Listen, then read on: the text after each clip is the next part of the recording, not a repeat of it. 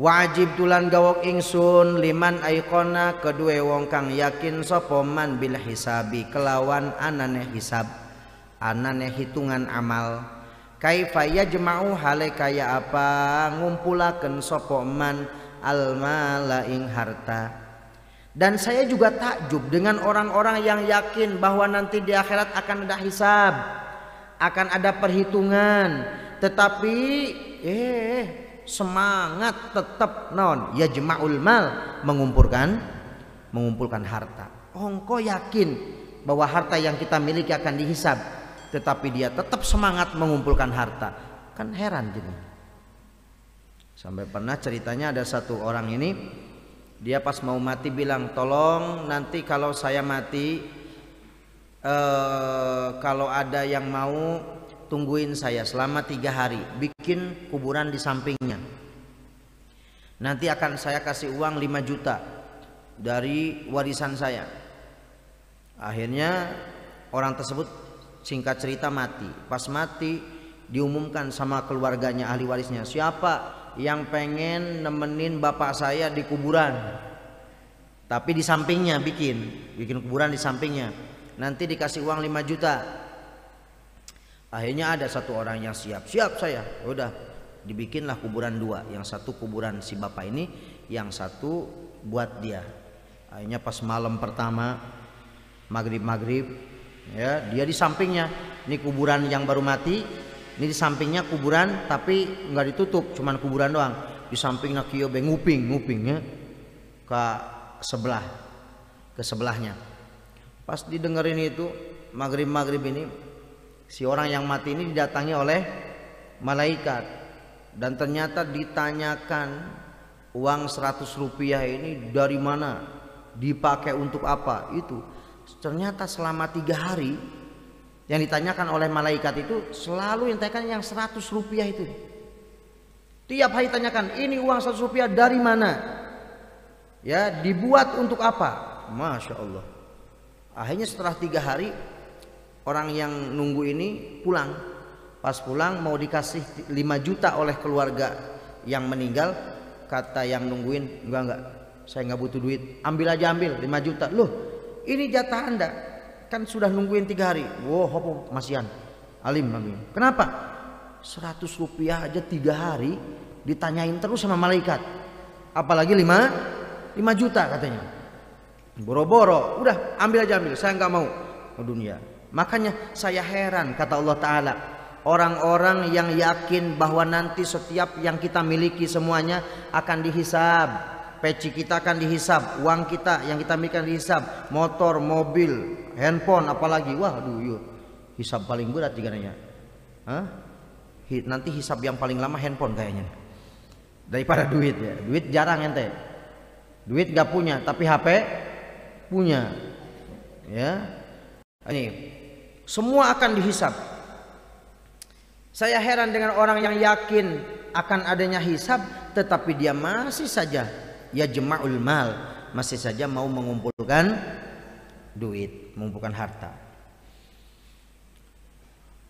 Yang namanya harta itu sampai kapanpun nggak bakal ada habisnya. Orang kalau sudah naon naminate senang karena dunia, pokoknya mah naon naminate resep benu aya, buka di cabang, buka di cabang terus ngumpulkan duit. Duitnya banyak terus sakit.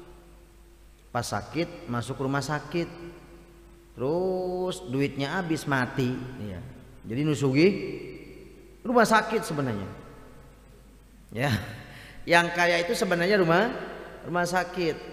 Ada orang itu duitnya banyak tapi makannya itu dibatas 1 ons, dibatas. Saya tahu orangnya, dibatas 1 ons, padahal duitnya banyak, punya toko emas. Masya Allah. Satu hari dia semangat mimpin demo, habis mimpin demo haus kan, minumnya banyak, makannya berlebihan, lebih dari 1 ons. Akhirnya gimana? Mati sudah ya, mati. Begitu mati bagaimana? Harta tidak dibawa. Jadi yang penting itu naon, sehat walafiat, sekalipun nggak banyak duit. Banyak duit tapi penyakit, asam urat, kolesterol, darah tinggi, ningali daging teh, kebeli daging tapi nggak bisa makan. Beda dengan kita, kangkung biasa, daging luar biasa. Oh. Dikasih daging alhamdulillah, dikasih kangkung udah biasana, nah, gitu ya. Nah, beda dengan orang-orang yang banyak hartanya, biasanya diuji oleh Allah SWT dengan berbagai macam penyakit.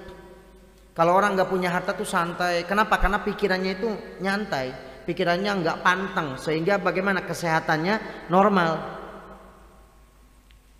Sakit pun paling panas tiris.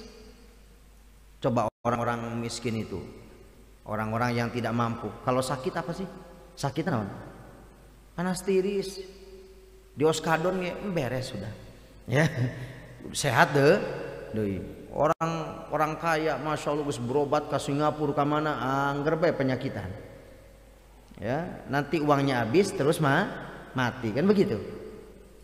Tidur pun kalau orang, makanya kenapa orang-orang kaya itu nggak sehat? Karena tidurnya pun nggak nyenyak.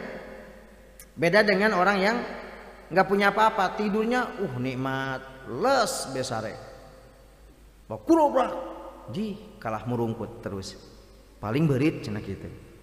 Ya kan?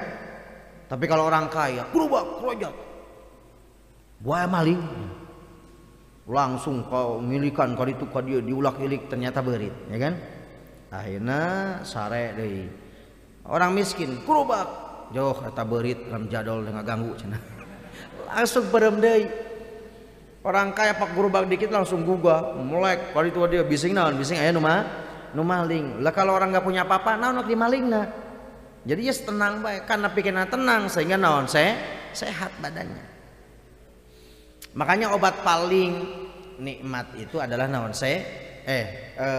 naon namina teh, obat yang paling mudah itu, yang paling gampang adalah naon, nyata pikiran tenang. Mun pikiran tenang, insya Allah penyakit juga hilang. Ya, ada orang yang kena penyakit asam urat, tanya sama dokter sama tukang-tukang ngobatan, asam urat itu bukan penyakit.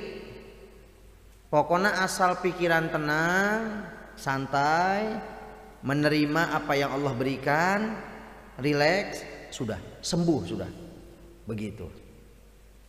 Ya, jadi lamun tegang jadinya naon penyakit.